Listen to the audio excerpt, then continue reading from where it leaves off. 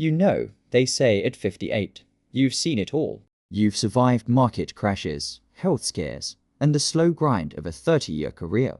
But nothing prepares you for the sound of your own heart hitting the kitchen floor. It was December 21st. The Chicago wind was howling against my window, and I was staring at a half-packed suitcase, thinking about the look on my grandson's face when he'd see the vintage train set I'd found. Then the phone buzzed. It was Allison. I expected her, "Drive safe, Dad." Instead, I got 8 words that felt like a firing squad. "Dad, don't come. Steven says it's too complicated. No explanation. No, I love you. Just a cold, clinical cancellation of my existence." In that one moment, I wasn't a father anymore. I was just a complication that didn't fit into their upscale, suburban Christmas aesthetic. I hung up the phone, and for the first time in my life, the silence in my house didn't feel like peace. It felt like a grave. I ended up at Miller's Grill on 4th Street. It's one of those old-school Chicago spots where the booths are deep red leather and the air smells like bourbon and expensive cigars. Usually, I love that place. But that night, it felt like a stage where I was the only actor who forgot his lines. I was sitting there, a 58-year-old man in a crisp charcoal suit, trying to dismantle a $50 ribeye that tasted like wet cardboard. Everywhere I looked, there was family, the clinking of wine glasses, the muffled laughter of kids, the Merry Christmas echoes. It was a sensory overload of everything I had just lost. I felt like a ghost haunting my own life. I was halfway through a glass of neat scotch when I felt a shadow fall over my table. I didn't look up. I didn't want the sad single guy look from a waiter. But the voice that came wasn't a waiter's. It was deep, gravelly, and steady. "You look like a man who's carrying a story that's too heavy for one chair," he said. I looked up. There stood Arthur Miller. Silver hair, a tailored wool cardigan, and eyes that looked like they'd seen their fair share of storms. He wasn't looking at me with that pathetic poor old man pity. It was something else. A look of recognition. Like we belonged to the same secret club of the discarded. He tilted his head toward a corner booth where a woman, Clara, sat watching us with a calm, knowing smile. "My wife and I have more appetizers than we have appetite," Arthur said. "And frankly, I'm tired of talking to myself. Join us." My ego told me to say no. My pride told me to finish my lonely meal and go home to my empty house. But something about the way he stood there not moving, not rushing made me hesitate. I realized then that my life was at a fork in the road. I could stay in the dark, or I could walk toward that light. I took a breath, grabbed my scotch, and said, "Okay." I had no idea that simple "okay" was about to rewrite the next 10 years of my life. Because Arthur Miller wasn't just a friendly stranger. He was about to show me exactly what my daughter was trying to hide. A week later, I found myself driving out to Oak Park. I kept looking at the GPS, half expecting to find out the whole thing was a prank. But there it was, a grand old Victorian house with a wraparound porch and a golden retriever sleeping by the front door. That first Sunday, I tried to do what I always did. I reached for my wallet. I tried to bring the most expensive bottle of wine I could find. I wanted to buy my way into their grace because that's the only language I knew. But the moment I stepped inside, Clara took the bottle, set it aside, and handed me a dish towel. "We don't need your vintage grapes, Hank," she said with a wink. "We need someone who knows how to dry crystal without spotting it." Get to work for the next year. 5 p.m. on Sunday became my Sabbath. It was a revelation. With Allison, I was Hank the ATM, the guy you call when the tuition is due or the SUV needs an upgrade. With Steven, I was a complication, but at the Millers, I was just Hank. I spent Saturday mornings at Home Depot with Arthur, picking out cedar planks to fix the rot on his back porch. We'd sweat, we'd swear at a strip screw, and we'd share a cold beer in the dirt. I started tutoring their grandkids, Leo and Maya, in algebra at the kitchen table. They didn't care about my 401,000 or my title at the firm. They just liked that I knew how to explain X and Y without making them feel stupid. I realized I was experiencing something I hadn't felt in 30 years. Gravity. I was grounded. For the first time, I wasn't earning my place at the table with a paycheck or a gift card. I was earning it with my time, my hands, and my presence. But as my Sundays grew warmer, the silence from my own blood grew colder. And that's when I started noticing the things Arthur wasn't saying about his own past, and why he seemed so hell-bent on saving me from mine. They say silence is golden, but they're lying. When it comes from your only child, silence is a slow-acting poison. For 2 straight years, I lived in a digital desert. I became that guy, the one who scrolls through social media at PM, looking for a glimpse of his own grandson in the background of someone else's photo.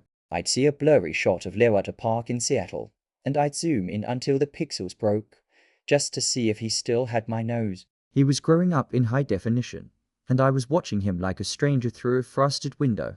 I didn't stop trying. Not at first. For every birthday, every holiday, I sent the packages. Carefully picked toys, handwritten cards, checks for his college fund. I tracked them online. Delivered. Front porch. No thank you text.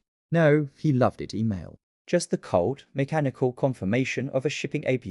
I was sending love into a black hole. My 60th birthday came and went.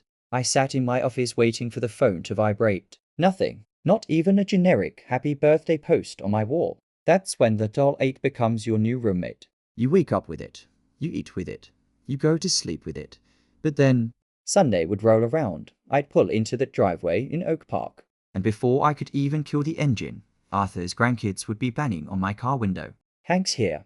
Hank, did you bring the chess set? Inside, the air would be thick with the smell of Clara's pot roast and the chaotic, beautiful noise of a house that actually wanted me in it. One evening, as I watched Arthur laugh while wrestling with the dog, it hit me like a lightning bolt.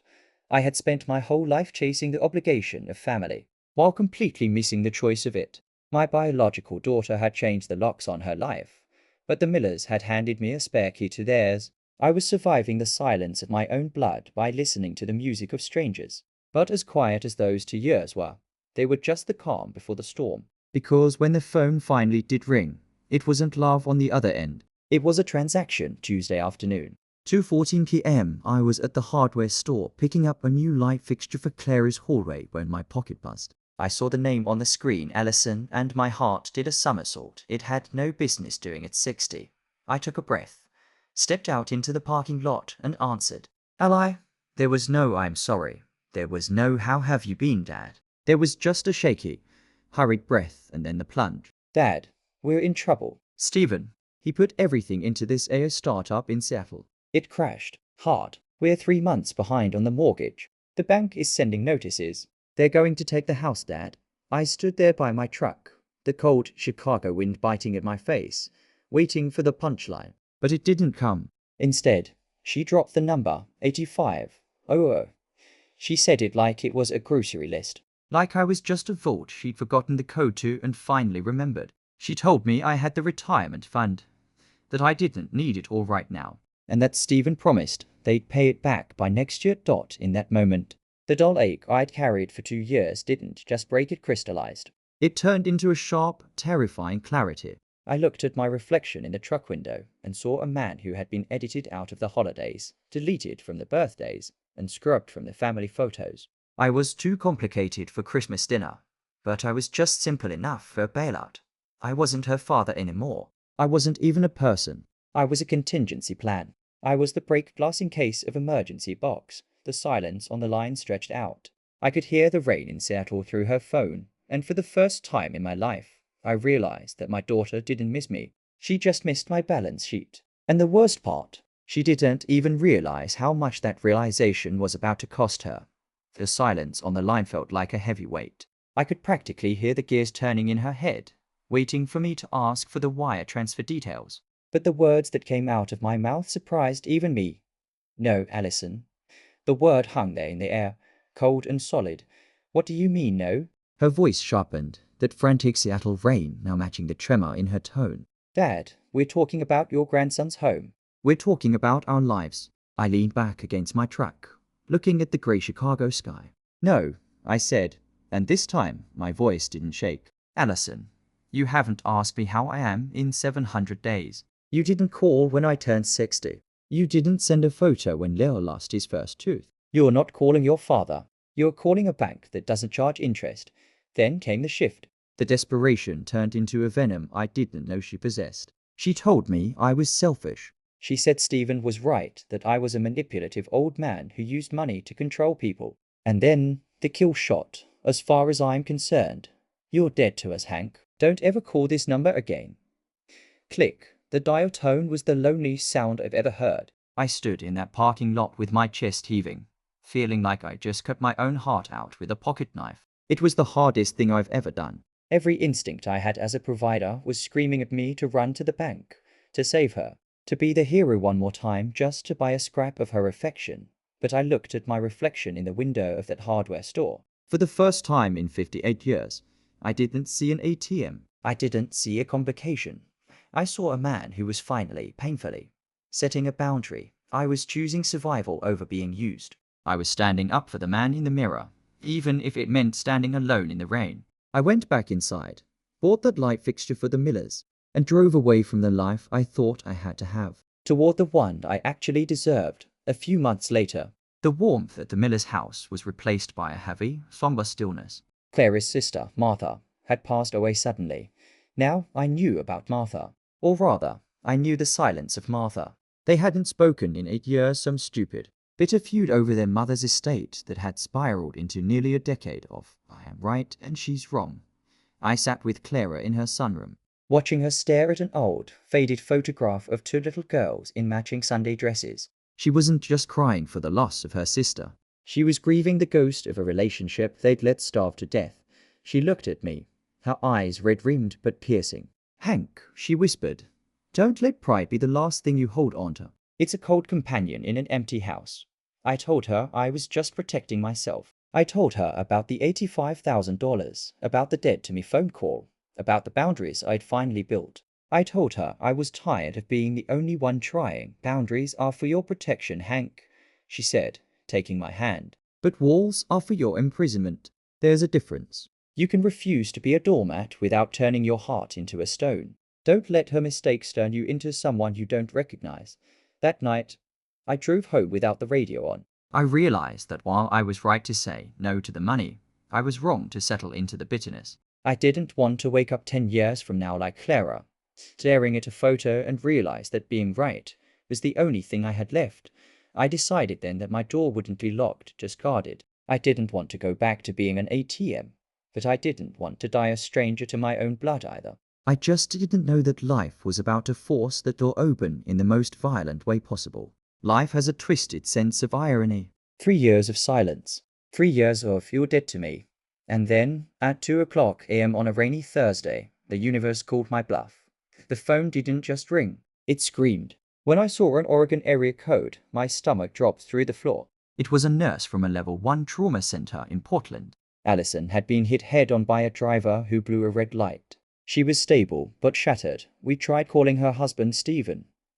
The nurse said, her voice clinical, but tired, "There's no answer. You're listed as her primary emergency contact. We need a family member here, Mr. Sterling." Now, she had never changed it. Through all the screaming, the dead-to-me threats, and the 3-year blackout, she had left my name in that box. Maybe it was laziness. Maybe it was an oversight. Or maybe, deep down in the part of her soul, she wouldn't admit to. She knew that when the world truly burned, only one person would actually show up. I didn't call her back. I didn't wait for Stephen to check his voicemail. I threw a bag in my truck and hit I-90. I drove through the night, the white lines on the highway blurring into a single streak. I had plenty of time to be angry. I had plenty of time to think. Where is the man she chose over me? Where is the business trip that's more important than his wife's life? But as the sun began to peek over the mountains, I realized I wasn't driving out of obligation. I wasn't driving because I was Hank the ATM trying to buy her back. I was driving because of what Clara told me. I refused to let my heart be a stone. I was going there because that's who I chose to be. Not a complication, not a loan officer, but a man who shows up when the sky falls. I wasn't going to save her house this time. I was going to save what was left of our family. I spent 42 days in Portland, and for the first time in my life, I didn't solve a single problem with a wire transfer. I lived in their guest room, the one Stephen was rarely in. He'd fly in for a weekend, look at the medical bills with a panicked expression, and then have to head back to the valley for a crucial meeting. He was a ghost in his own tragedy, but I was there. I became the heartbeat of that house. I learned how to pack a 12-year-old's lunch so the crusts were cut just right. I drove Leo to soccer practice, sitting in the rain on those folding metal chairs, cheering for a grandson who was finally starting to remember my face.